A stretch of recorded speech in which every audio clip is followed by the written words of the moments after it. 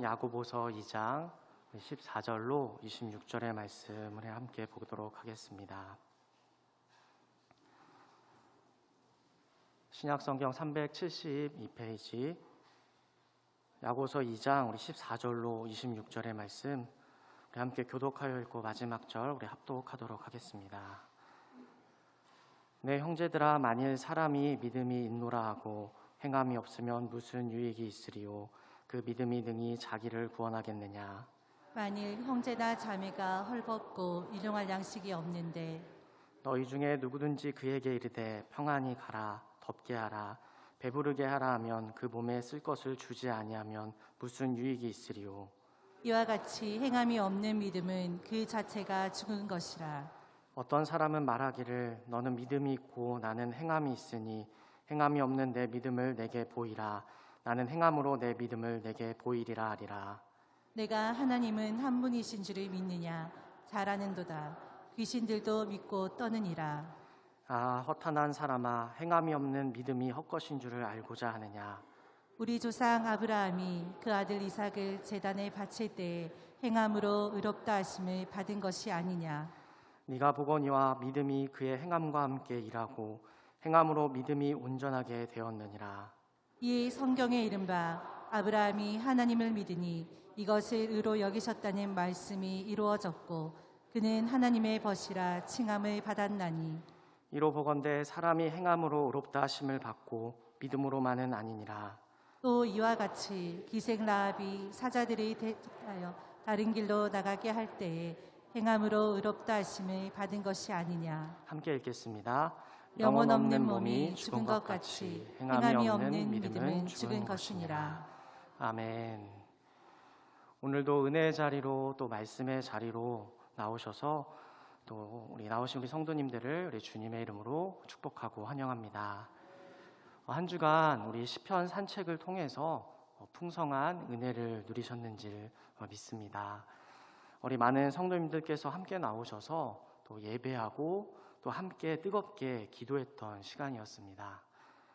평소보다 우리가 일찍 아침을 깨어 예배하다 보니 우리의 육체는 분명 피곤하였지만 하나님께서 주시는 이 생명의 양식으로 인하여서 우리의 심령이 다시 일어나는 은혜의 시간이 된 줄 믿습니다. 이 시간도 우리 하나님의 말씀으로 말미암아 우리 풍성한 은혜를 누릴 수 있는 귀한 시간 되기를 주님의 이름으로 소망합니다. 요즘 하늘을 보면 참 높고 또 참 맑은 것 같습니다. 날씨도 바람은 적당히 선선하고 햇볕이 참 따뜻해서 야외 활동하기 좋은 날씨이지요. 그래서 우리의 선조들은 옛날부터 가을을 어떻게 불렀나요?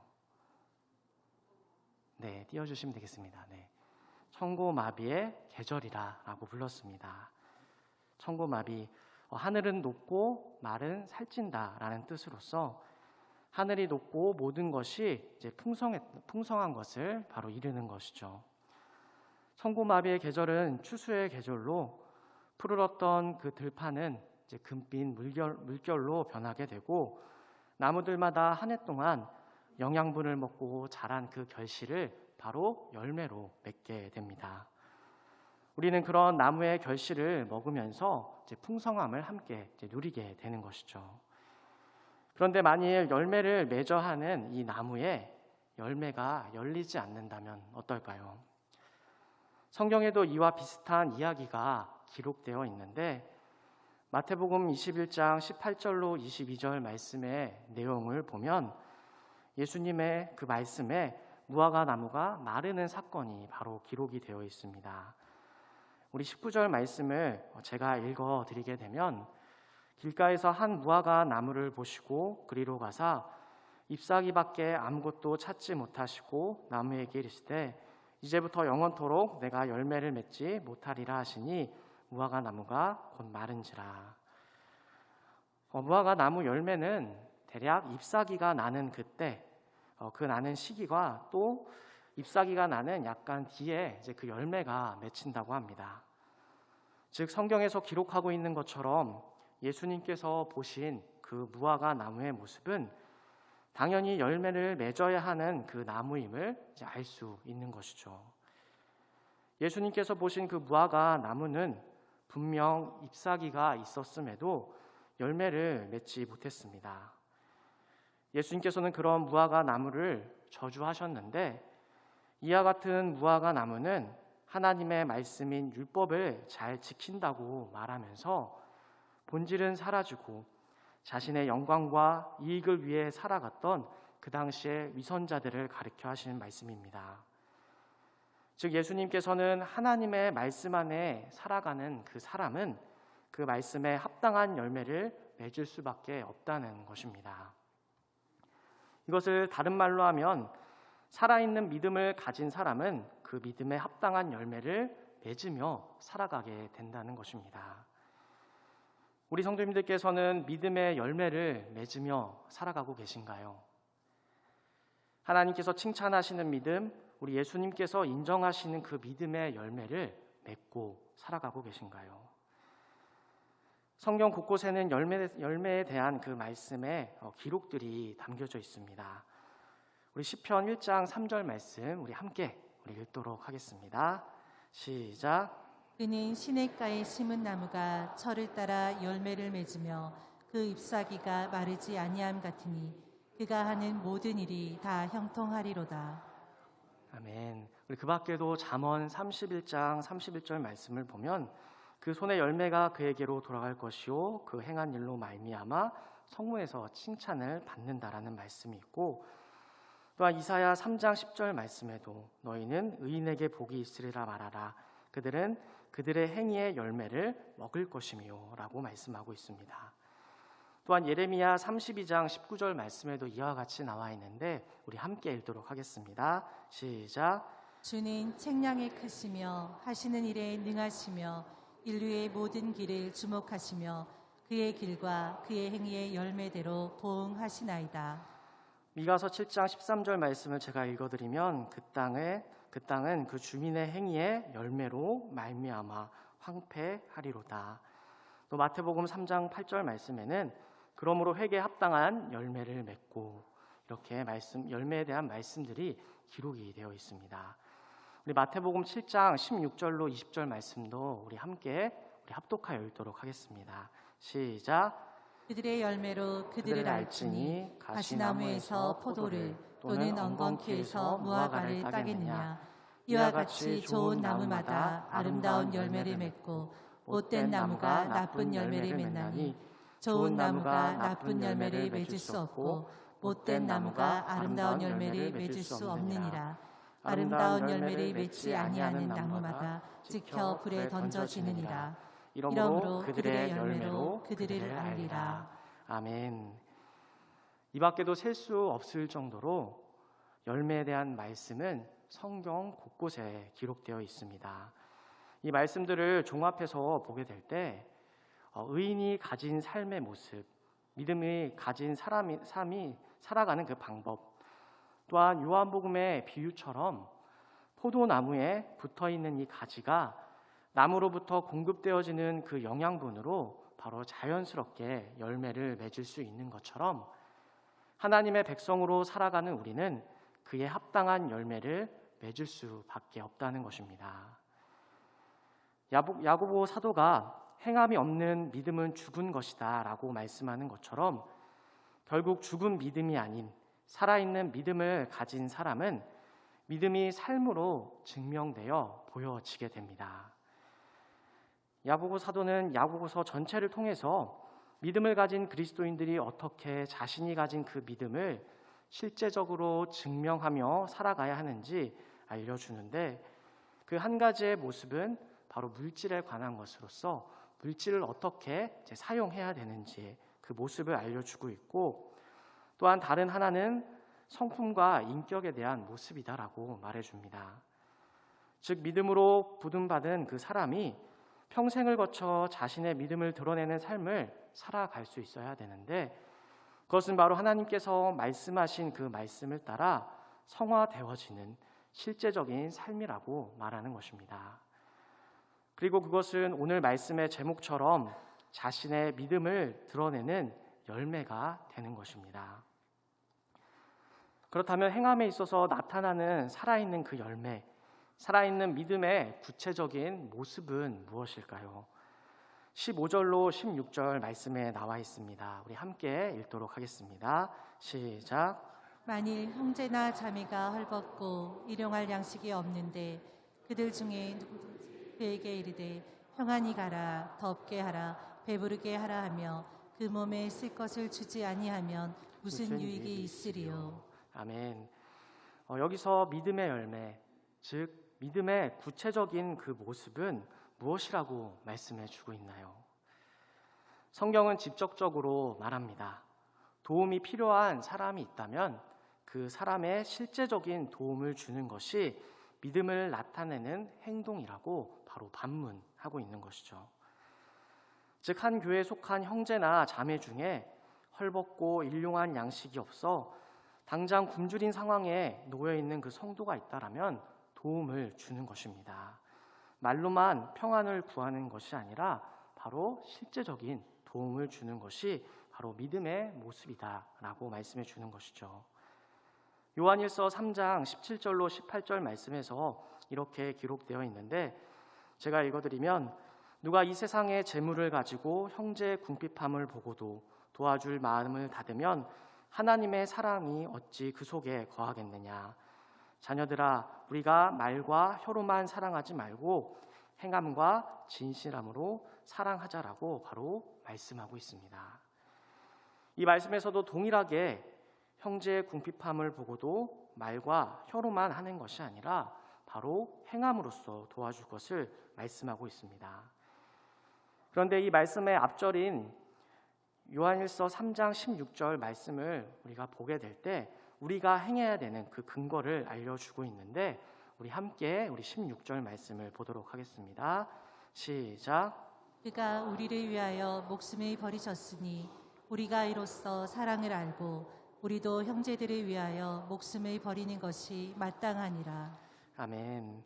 우리가 형제를 위하여서 목숨을 버리는 것, 또 우리가 형제의 궁핍함을 보고 그냥 지나치지 않는 것은 예수 그리스도께서 바로 우리를 위하여 죽으셨기 때문이라고 말씀하고 있는 것입니다. 여기서 제가 몇 가지 질문을 드리면 예수님께서 나를 위하여 십자가에 달려 죽으심으로 나의 모든 죄를 사하여 주심을 믿으십니까? 아멘. 또한 나를 사랑하시는데 그냥 사랑하신 것이 아니라 자신의 하나밖에 없는 아들을 내어주고 희생시켜 온갖 고통을 당하면서까지 사랑하여 주신 그 하나님의 놀라운 사랑을 믿으십니까? 아멘. 마지막으로 그 사랑으로 말미암아 우리를 의롭다 칭하여 주시고 진리의 영이 우리와 함께 하심을 믿으십니까? 그렇다면 우리는 어떻게 해야 할까요? 아멘으로 고백하신 그대로 믿음을 가진 그리스도인은 하나님의 사랑을 실천할 수 있는 그 기회가 주어진다라면 그것을 그냥 지나치는 것이 아니라 자신이 가진 그 믿음으로 말미암아 행함으로 그 믿음이 나타나야 합니다. 특별히 이 말씀은 당시 야고보 사도가 보내는 편지를 받는 그 그리스도인들에게 더 다가오는 권면의 말씀이었습니다. 왜냐하면 1장 1절에서 편지를 받는 대상을 흩어져 있는 12지파라고 밝혀주고 있는 것처럼 유대인 그리스도인들에게 이 말씀은 율법의 전통을 통해서 가난한 자들을 돌봐야 하는 것이 자연스러운 일이었기 때문이죠. 모세오경 곳곳에서 객과 고아와 과부와 같이 소외되고 가난한 자들을 공동체 안에서 돌보라는 말씀이 기록되어 있습니다. 이스라엘 백성들은 그 율법에 따라 가난한 이웃이 있다면 그들을 모른 채 지나가는 것이 아니라 그들의 굶주림을 채워야 했습니다. 그런 율법의 전통을 가진 그들에게 이 말씀이 선포되었을 때 지금의 우리와는 다른 조금 더 강한 권면이 될 것입니다. 17절 말씀입니다. 우리 함께 우리 17절 말씀 읽겠습니다. 시작. 이와 같이 행함이 없는 믿음은 그 자체가 죽은 것이라. 이와 같이 예수 그리스도에 대한 믿음이 있다라고 말하는 사람은 바로 행함으로 인하여 자신이 가진 그 믿음이 살아있는 믿음임을 열매로 증명하게 되는 것입니다. 사도 바울이 보내는 편지에도 이와 같이 자신들이 가진 믿음을 나타낸 교회와 성도들이 있었는데 그들은 바로 데살로니가 교회의 성도들이었습니다. 데살로니가전서 1장 3절 말씀을 보게 되면 너희의 믿음의 역사와 사랑의 수고와 우리 주 예수 그리스도에 대한 소망의 인내를 우리 하나님 아버지 앞에서 끊임없이 기억함이니라고 바로 기록하고 있습니다. 여기서 사도 바울은 데살로니가 교회가 보여준 그 믿음을 칭찬하고 있습니다. 그렇다면 그들이 보여준 그 믿음은 무엇이었을까요? 우리가 말씀을 통해서 알고 있듯이 그들은 자신의 상황과 환경이 어려운 중에서도 바로 행함으로써 살아있는 그 믿음을 나타내었습니다. 그는 데살로니가 성도들이 보여준 그 믿음의 역사에 대해서 칭찬을 하고 있는데 바울이 칭찬하는 이 믿음의 역사, 이 믿음의 역사에서 이 역사의 의미는 바로 일하는 힘을 말합니다. 즉 데살로니가 교회가 지진이라는 그 환난을 당한 힘든 상황 속에서도 더 어려운 교회와 또 더 어려운 성도들을 위하여 헌금을 모아 드리는 일을 한 바로 그들의 믿음을 칭찬한 것입니다. 이렇게 살아있는 그 믿음은 행함으로 역사하는 믿음입니다. 우리 열방교회에 속한 우리 모든 성도님들도 우리 살아있는 그 믿음, 역사하는 믿음으로 말미암아 우리 하나님의 영광을 나타내시기를 주님의 이름으로 축복합니다. 다음으로 살아있는 그 믿음은 무엇일까요?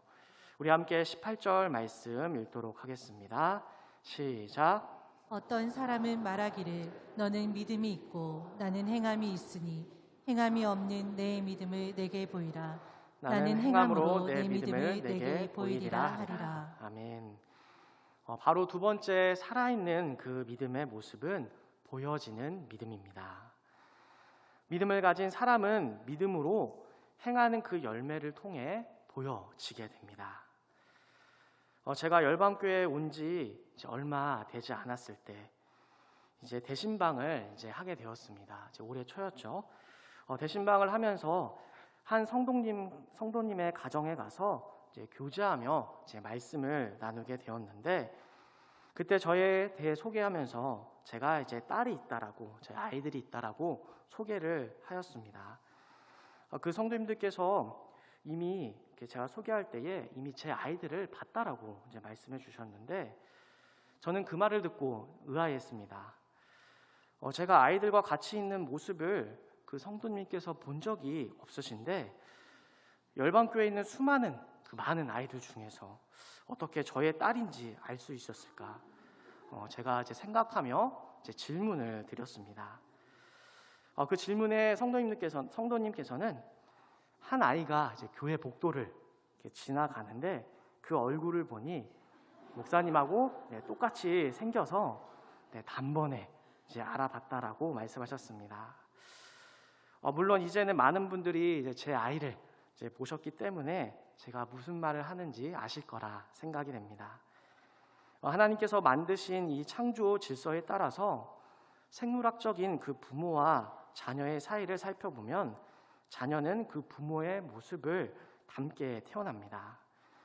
자녀의 모습에서 바로 부모의 모습이 보이는 것이죠. 이처럼 우리가 하나님의 자녀가 되었다면 우리의 모습 가운데에 누가 보여야 할까요? 바로 우리의 모습을 통하여서 우리의 아버지 되신 하나님이 보여야 하고 또한 우리의 모습을 통하여서 우리가 장성한 분량에 충만한 데까지 이르러야 하는 예수님이 보여야 하며 우리의 모습을 통하여서 하나님의 성전이 되어 우리 안에 내주하시는 우리 성령 하나님이 보여야 합니다. 고린도서 4장 7절 말씀에서 하나님께서는 질그릇인 우리 안에 보배를 가졌다고 말씀하고 있습니다. 즉 예수 그리스도를 믿음으로 하나님의 자녀가 된 그리스도인들 안에는 보배이신 예수님께서 계신다는 것이죠. 그리고 보배이신 예수님을 품고 있는 그리스도인이라면 우리 안에 역사하시는 예수 그리스도의 영으로 말미암아 열매 맺는 삶을 통하여 우리 안에 감추어진 보배가 보여져야 합니다. 고린도후서 우리 4장 10절 말씀 우리 함께 읽도록 하겠습니다. 시작. 우리가 항상 예수의 죽음을 몸에 짊어짐은 예수의 생명이 또한 우리 몸에 나타나게 하려 함이라. 아멘. 우리 열방의 모든 성도님들의 삶을 통하여서 믿음으로 품고 계시는 우리 예수 그리스도의 그 생명이 보여지기를 주님의 이름으로 축복합니다. 마지막으로 살아있는 믿음의 모습, 또한 그 모습은 무엇일까요? 19절 말씀을 우리 함께 읽도록 하겠습니다. 시작. 내가 하나님은 한 분이신 줄을 잘하는도다. 귀신들도 믿고 떠느니라. 아멘. 이 말씀을 통해서 우리가 알 수 있는 것, 바로 귀신도 하나님의 존재, 그분이 어떤 분인지에 대해 믿고 있다라고 말씀하고 있습니다. 그렇다면 귀신이 믿는 그 믿음과 우리가 믿는 그 믿음이 동일할까요? 그리스도인의 믿음과 귀신의 믿음이 다르다는 것을 우리는 잘 알고 있습니다. 지금 여기서 말하는 이 믿음의 모습은 단순한 지식이나 믿음이 아닌 마음의 중심에 근거하여 나타나는 지식과 믿음을 말하는 것이죠. 그 마음의 중심에 무엇이 자리 잡고 있는가? 인생의 주인이 누구인가? 예수님을 그리스도로 주인으로 영접하였는가? 예수님을 그리스도로 영접한 그 그리스도인의 믿음과 귀신의 믿음은 다르다는 것입니다. 말씀에서 말하는 귀신의 믿음, 그들이 가진 그 믿음은 참된 믿음이 아닙니다. 그들은 지식적으로 하나님에 대한 존재에 대해 알지만 하나님을 주인으로 영접하지 않고 하나님의 말씀에 순종하지 않으며 하나님을 예배하지도 않습니다. 그들은 하나님에 대한 지식을 통해 그분의 존재에 대해 알고 믿고 떠는 것이지 하나님과 깊은 교제가 있는 관계가 아니라는 것입니다. 하나님의 아들로 이 땅에 오신 우리 예수님을 또 알아본 존재 역시 귀신이었습니다. 마가복음 5장 1절로 20절 말씀에 기록되어 있는 거라사인 지방에 있는 군대 귀신 역시 하나님의 아들이신 예수님을 알아보고 주님께 나가 엎드려 전하면서 지극히 높으신 하나님의 아들 예수라고 고백하며 간청하는 것을 보게 됩니다. 그런데 귀신이 예수님을 하나님의 아들로 알아본다고 해서 그 예수님과의 관계가 있는 존재일까요? 악한 영적 존재인 귀신이 아무리 예수님을 하나님의 아들이라 불러도 그 귀신의 고백은 지식적인 정보에 근거한 단순한 호칭이지 베드로와 같은 제자들의 고백이 되지 못합니다. 많은 분들이 열방교회 부목사로서 저에 대해 알고 있습니다. 이제 제가 열방교회 온 지 10개월 정도 되면서 이제 저의 이름과 이제 외형적인 모습을 아시고 제가 인사하거나 이제 지나가면 저분이 목사님이구나 이제 아는 것이죠. 이런 단순한 정보들은 저와 깊이 교제하지 않아도 어느 정도 알 수 있습니다. 그런데 그런 정보를 안다고 해서 저에 대해 알고 있다라고 말할 수 있을까요? 저와 교제가 없는 분들은 제가 열방교회 부목사인 것만 아시지 제가 무엇을 좋아하는지 또 어떤 성격인지 저의 장점과 또 약점이 무엇인지 또 버릇과 습관이 무엇인지 잘 알지 못합니다. 그렇다면 저에 대해서 가장 잘 알고 있는 그 사람은 누구일까요? 네, 저의 바로 가족들이죠. 저와 많은 시간을 함께 생활하는 또 저의 가족들이 제가 무엇을 좋아하는지 또 어떤 행동을 싫어하는지 저의 버릇과 습관이 무엇인지 숨겨져 있는 절대 교회와 또 성도님들에게 보여주지 않는 그런 예민함과 까칠함까지도 이제 다 알고 있는 것이죠. 바로 저와 함께 생활하면서 경험하여 알았기 때문에 저에 대해 사소하고 숨겨진 것까지 가족들은 다 알고 있는 것입니다. 우리 성도님들께서는 그렇지 않으신가요? 어쩌면 교구를 담당하고 있는 그런 사역자들보다도 오랜 생활 함께 신앙생활을 해온 우리 열방 안에 있는 오래된 성도님들의 그 영향력이 더 크지는 않으신가요? 아니면 반대로 아무리 오랜 시간 같이 신앙생활을 하였어도 깊은 교제 관계가 아닌 지식적인 정보로 알고 지내는 사이였다라면 서로에게 어떤 영향력도 줄 수 없는 사이일 것입니다. 다시 말씀으로 돌아와서 우리가 예수님을 믿는다고 말할 때 그 믿음은 단순한 말로써 끝나는 것이 아니라 그 믿음의 고백처럼 예수님의 그 말씀을 순종하는 삶이 있어야 합니다. 내가 믿는 그 믿음의 대상, 내 안에 주인으로 삼고 내 안에 가장 사랑하고 또 모든 선택과 결정에 궁극적인 뿌리가 되는 그 믿음의 존재, 그 존재는 모든 삶의 결정과 선택에 영향을 줄 수밖에 없습니다. 그래서 내 안에 구원자로 주인으로 계시는 그 예수님을 믿는 믿음을 가진 그리스도인은 그분의 말씀을 따르는 삶으로 열매 맺어 자신의 믿음을 증거하게 됩니다. 이제 말씀을 정리하면서 우리는 우리가 맺는 삶의 열매를 통하여서 믿음을 나타낼 수 있어야 합니다.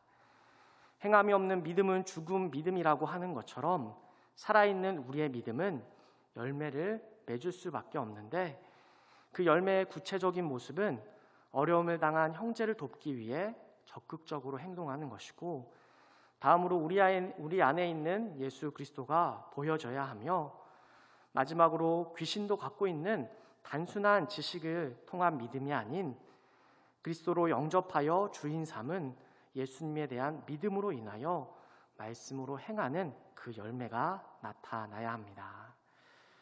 우리 마지막으로 마태복음 12장 우리 33절 말씀 우리 함께 읽겠습니다. 시작. 나무도 좋고 열매도 좋다 하든지 나무도 좋지 않고 열매도 좋지 않다 하든지 하라. 그 열매로 나무를 아느니라. 이 말씀처럼 우리는 열매로서 그 나무를 알 수 있습니다. 살아가면서 내가 맺는 그 열매를 돌아본다면 그 열매를 통하여 내가 믿는 그 믿음의 대상이 보여지게 됩니다. 우리 열방의 모든 성도님들의 믿음을 통하여 우리 살아계신 우리 하나님만이 보여지고 우리 하나님만이 증거되어지기를 주님의 이름으로 축복합니다.